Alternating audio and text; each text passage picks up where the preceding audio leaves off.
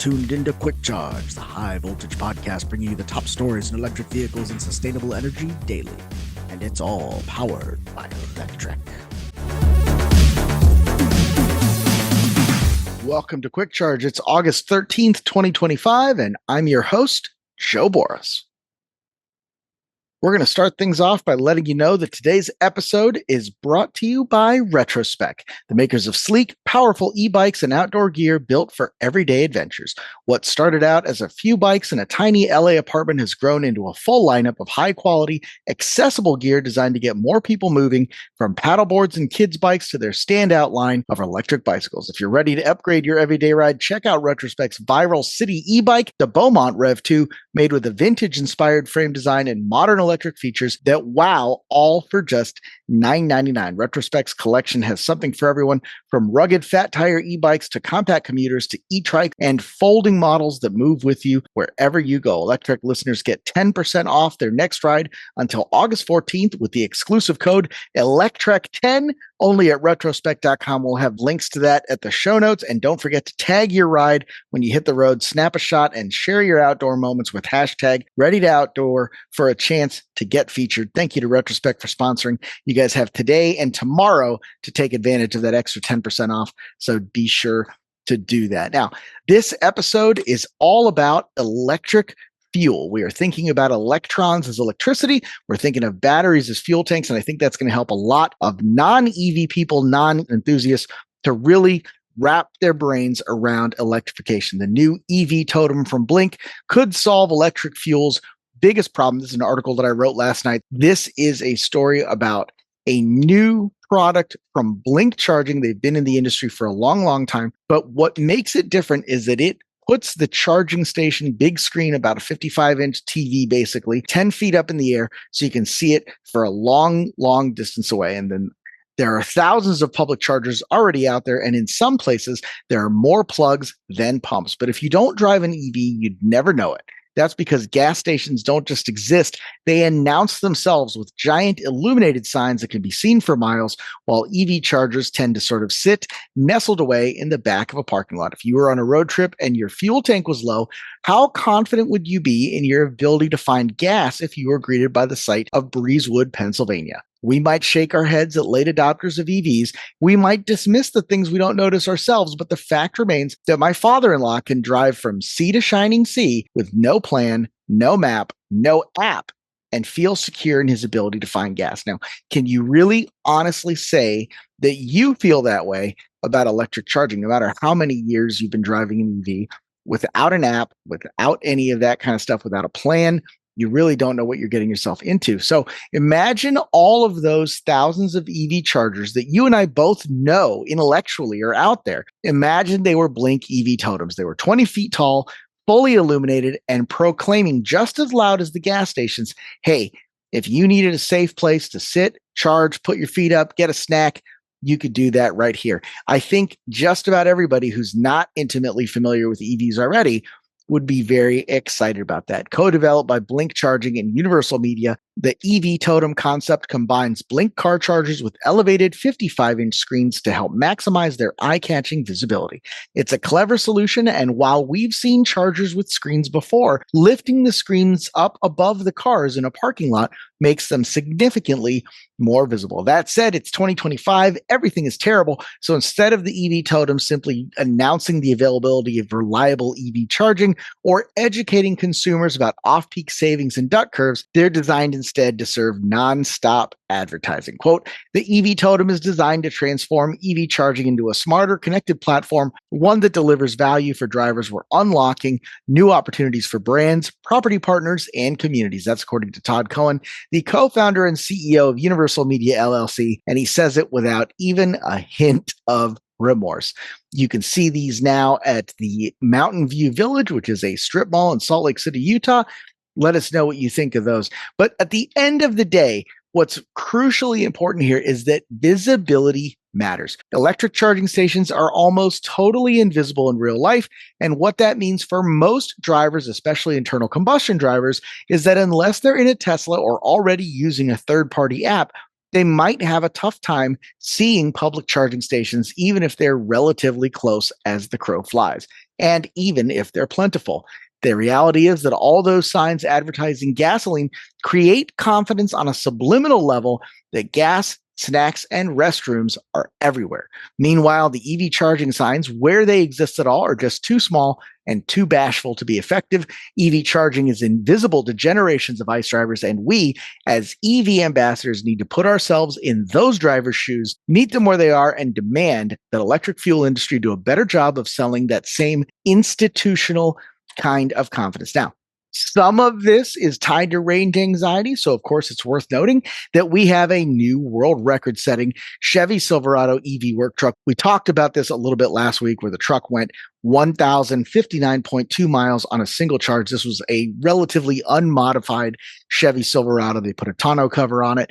Now, the real big modifier here was that the car was driven incredibly slowly, about 20 miles an hour, and that the AC, the HVAC control system, was not on. So it was basically just ambient temperature. And doing that with the massive battery in a Silverado, that gets you 1,059.2 miles. Now, interestingly enough, the guys at Chargeway, which has an advanced trip planning solution that allows you to specify the temperature where you're driving and the average speed that you're going to be driving, got within 99% of the actual real world test in terms of accuracy. And actually, it's even closer than that, because if you look at the results, it's telling you 1,056 miles, but it's still leaving minimum charge on arrival at 10%. So the Silverado in real life actually went a little bit further and dove below that 10% ratio. But yeah, regardless of that, absolutely cool to see this. Obviously, big fan of Chargeway, and of course, always a pleasure to have my good friend Matt Teske. Every time we start these, I get the giggles. I can never go into a smooth introduction, but I am here with my former co-host from the Electrify News podcast, my very, very dear friend, Matt Teske, the founder, CEO, and all-around techno guru wizard guy of Chargeway. Matt, thank you for being on the show. Thanks for having me. Oh, always, man. We should just do this show anyway, just talk about NASA and nonsense and corgis. So the point of this call, the reason for this call, is of course the Chevy Silverado EV that the good people at GM drove 1,059 miles and largely unmodified, right? So the question of whether or not this made sense, whether or not the maths, when it comes to EVs and understanding how they work and their range and charging, you are undeniably the expert. So yeah, walk us through how they got there. Well, yeah, it was a few just little tricks, but they really didn't, to your point, they didn't modify anything really all too extensively. It was really more so just the practice they had of the strategy of how they would drive the truck. And so, they added a tonneau cover to help with aerodynamics. And they also inflated the tires up pretty high. But beyond that, the only other, tactic they used was they drove slow, and they didn't use the climate controls to draw energy off of the battery in the system of the car for either heating or cooling. So they just let the battery just propel. And with that at a low speed, they were able to achieve what they noted was 1,059.2 miles, I think, is what they got. And it was over a period of 7 days. They had multiple engineers take part in the exercise. But at the end of the day, what they proved out was, at the end of the day, we can be efficient with EVs if you're not driving it at 90 miles an hour. Physics is physics at that point. But the cool factor around that is this is something that we've been calculating within, the Chargeway mobile app for years, which is exactly how far can you go in the EV that you're driving based on current conditions. And that's something that, this was a real world test to showcase that. And the fun part for us is we just looked at the vehicle, we looked at what they did with their settings, and we said, all right, let's drop that into the Chargeway trip planner where you can adjust your temperature and speed and see what you would get. And the Chargeway trip planner was within 99% accuracy of what they saw in the real world. So it was a really cool validation for Chargeway and the mobile app for what we have. But also, again, it showcases just how you can think about using your car to get the most range out of it. I want to go back in time to the 2008, 2009 era when you first started to see hypermiling, at least on, websites like the websites I was associated with, like the early Gas 2, Popular Mechanics, Clean Technica, that kind of stuff, where people were trying to get the maximum miles per gallon out of it. So now we're talking about getting the maximum miles per kilowatt, right? So is per that kilowatt hour? If per you're gonna get kilowatt hour. specific, Yeah, again, no, because it's Electrek, and the commenters eat me alive for I was sure. gonna say I caught him, guys. Is this something where like I've downloaded Chargeway, I've got the Chargeway app, I can start loading up vehicles and trying out different scenarios and see which ones will go like, if I had a Kia EV6 in there and I said, okay, I'm going to go 60 degree, no AC, and this is going to tell me, yeah, this thing will go 600 miles. Well, that's the point is how do people naturally think about how they're driving? And we've set that up in the system so it's not overly complicated. I think that's really the key is if you add in too many factors by which you can adjust for what your range can look like, it starts to overwhelm. There's some other tools out there that have a lot of functionality for different little factors you can put in. But for the everyday driver, that really starts to get a little bit scary. What we found through this test that Chevrolet did with the Silverado EV is it's down to basics. What is the most important factor? And what that is how fast you're driving the car. Then also what's happening with the temperature. And the temperature really is about ambient temperature outside combined with how you're leveraging the internals of the vehicle for how you're using climate, whether that's heating or cooling. And so we take all that into consideration based on you tell us what the temperature is outside and how fast you want to drive. And we can extrapolate all those factors out to give you that new estimated maximum range. It showcases that each of these vehicles has an efficiency to it, right? What are the miles per kilowatt hour you're seeing out of any vehicle?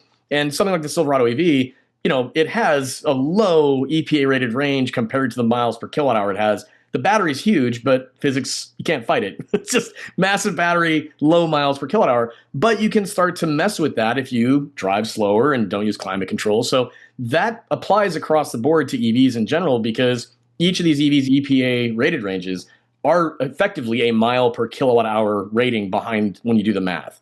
And so that's what we're doing on our side is just taking all those factors into consideration and then looking at the EPA rated range and then adjusting it accordingly. I don't want to turn this thing into like a whole commercial for Chargeway, but that's what we end up doing half the time we do any of these anyway. So it's fine. People by now, it's a useful app. It's a useful app for sure. One of the things that I have really liked about it, and especially as I'm like kind of training my other little EV buddies, the little people who are just getting into EVs in my life and they're buying their first one, is breaking them of the notion that they charge when they're empty and they start driving again when it's full. This idea of you're going to pull off the highway when you're at 30%, you're going to plug in for 11 minutes, you're going to roll out of there at 82%, and you're going to drive another 200 miles. That is something that if you are able to sort of get them out of that mindset of empty, full, of a binary mindset, I think that is one of the things that really makes a successful EV adopter, right? Because there's always the people who buy it, who refuse to change their behavior. They start looking for chargers at a quarter tank. They sit there until it's full and they have a miserable experience because they're driving it the same way they do, an internal combustion vehicle. Are you finding that as more people adopt Chargeway and more people have real life experience with EVs, that they're starting to get away from that? Or is that still something that you're kind of struggling to get through people's heads? That's a consumer psychology question. And there's a lot of conditioning that drivers have had for decades around how they, quote, fill up, right? So it's not something we're going to change overnight. I think the thing that we're trying to accomplish through Chargeway is do as much thinking for the driver as possible, create a user experience with their vehicle around the efficiencies we want them to use, right? So a good example of that is anytime you add a pure electric car to Chargeway, we set the charge limit where you can adjust the battery. For example, you can adjust the battery up and down of the car manually to then go to a station to see where your charge time will be at a given station. In the background, we're doing a lot of calculations for the driver based on what's the charge curve of that vehicle, what's the voltage of the vehicle's battery pack, what is the estimated charging time we can give them that's akin to real world experiences. That's all meant to get away from what you just described, which is, no, I got to do it the way that I've always done it for filling up. We're trying to give them a sense of, look, if you go there, it's going to be a 20, 25-minute fill up at this location because of what you told us about your car. And for the most part, I think, EV drivers, as they drive their cars, they understand that. I think the industry has done a poor job of trying to explain that because consumers don't like being told you can only get 80% of the product you want. Sure. Like that's a weird, like if you went to McDonald's and said, I'll have a Big Mac and you get it and there's a bite out of it. And you go, that's quality control, man. Yeah, right. Well, that's true. That's quality control. But that's the thing is like people, it's hard to tell them, hey, in your car you've had before, you could fill up to 100%. But in this car, you can only fill up to 80%. It's a weird thing to market to the public. And I don't think that's been an effective, we're not going to train people in that way, I think. And so battery chemistries like, LFP compared to lithium ion and, and NMC, for example, we're getting a little bit in the weeds here on the technicalities, but that's okay. The battery technology is part of what we're seeing with that kind of flipping. Like if you have an LFP battery, whether it's Ford for the Mustang standard range or even for some Teslas, they're like, look, charge that to 100%. Like that's what we want you to charge 100%. That's how that battery chemistry should cycle. If it's NMC, then it's like, charge that to 80, only do 100% if you're road tripping. These little factors to me are where we get these complaints from drivers around why are there deficiencies in owning this thing? And so I think that is going to be something as battery chemistries change and evolve and improve, as we've already seen in the last few years, that will start to go away. At the same time, too, though, you really don't need to drive it down to 1% and go to 100 every time. So in our trip planner, for example, once you've told us where you want to start from, where you want to go, what midpoints you have, what vehicle you're driving, all that stuff, we're not going to have you charging up to 100% when you stop, obviously. The math we're going to do is how do we leapfrog you through charging stations to create the fastest charging experience and most efficient trip. You're talking about consumer psychology, and we're talking about changing that and doing the thinking for the driver of the EV on the backside. Have you thought about marketing this as like your AI pocket buddy? Like, let this do the thinking for you. Yeah, and I think the AI feels like it's it's the current hot topic. You want $1 billion valuation for Chargeway. I think this is how you get it. Well, I got to tell you though, the way that I've explained this to people, I tell them I'm like, there is AI like throughout Chargeway software. It is embedded. It is all through it. And here's how I can explain how and why. Anybody I'm talking about it might say like, it's like, so exactly like, how is that artificial intelligence? I'm like, oh no, it's actual intelligence, because it's not this gaming of like, okay, this is a language model learning system around, understanding what charging might be, and it's just going to regurgitate back out something. The most important thing we want to showcase to people is we built a platform that is very thoughtful. It's intelligent in the sense that we as product developers of Chargeway and EV drivers, we knew what we had to translate. We also then created what we feel is the most intuitive solution to explain all this craziness to people. So is there AI in Chargeway? Yeah, there's actual intelligence in it. Is there artificial intelligence in it? Yeah, sure. There's a lot of code in there too. So yeah, I don't know. I think that's the answer. We gotta get that chargeway.ai URL, and that'll swing it for you. Right. Well, I think the thing that's really important to point out is of all the other platforms that are out there where you can find charging, it could be Google, it could be PlugShare, it could be various charging networks, that have their own mobile platforms. They all want you to go into like their experience, and that's what you'll see. The unique factor of Chargeway is once you've added your car to Chargeway, the amount of thinking that our platform is doing on your behalf based on the car you've selected and how our technology and software knows what your car is capable of and then marries that to what stations are capable of with your car, that then automates it down into, if you adjust your battery down to 5% and tell us you want to go to 80, you can tap on any public charging station by seeing power levels on the map 1 through 7, which we use through Chargeway, to then understand how a level 7 charger will be for a wait time compared to a level 5 or a level 3 or a level 4. That is very unique in helping someone understand how to navigate this chaos. Because once they know, I can just adjust my battery and then understand what my experience will be at any station I click on the map, we're just graduating into a better data-driven experience around charging. It still requires user feedback, don't get me wrong, but I think we have created something that's a lot more effective in the way that newcomers will feel more confident. That's a great point about newcomers feeling confident. I have been struggling with people buying their first EV and they think that, okay, I've got this Ford Mustang Mach-E, I can take it to any supercharger. And then they're handed this adapter in a case. Yeah. They go, cool, I can use the adapter at any supercharger. And that's not even true, right? There's only like some of the newer ones that you can use it at. So I think people are getting really, really confused. So obviously anything that we can do to, and I'm going to help you with some free marketing here. Anything we can do to get the AI behind Chargeway to solve these problems for them. Well, the cool thing about adapters is inside of Chargeway from day one when we launched the platform, and this is over 6-7 years ago now, is for Tesla owners, we gave them the option to say, I have this adapter and I'm just going to hit a switch, turn it on, and I'm going to go to the station. Oh, yeah, the CCS adapter. Yeah. Well, this is pre-CCS. This is back when Tesla owners could only do Chatham over J1772. And dang. In Chargeway lingo, that's green level 1 and 2 for J1772 or blue stations for Chatham. And so what we found was that this was an important way to meet people where they were in their understanding of things. Instead of saying, here's a bunch of connectors, you get to just turn ones on and off after you learn what the shape is and the schematic drawing and whatever. We just said, no, let's keep this simple.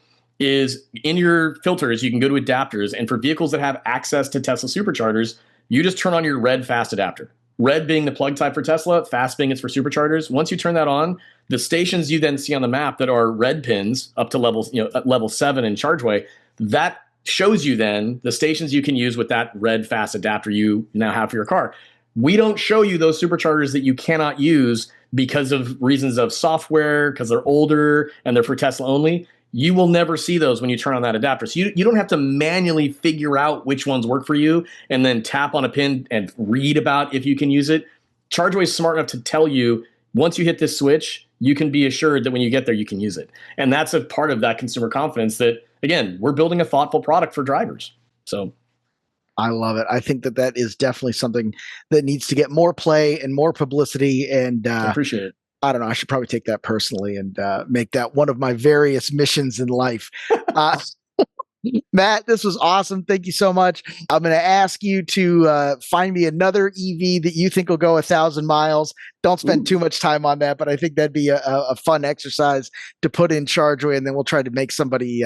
We'll get one of the readers to test it out and see if they can do it. Yeah, we'll do it. There's somebody is listening to this right now in a Porsche Taycan going, I bet I could get this thing to go 780 at least. Hey, if you're going 20 miles an hour, you're going to get some extra range, baby.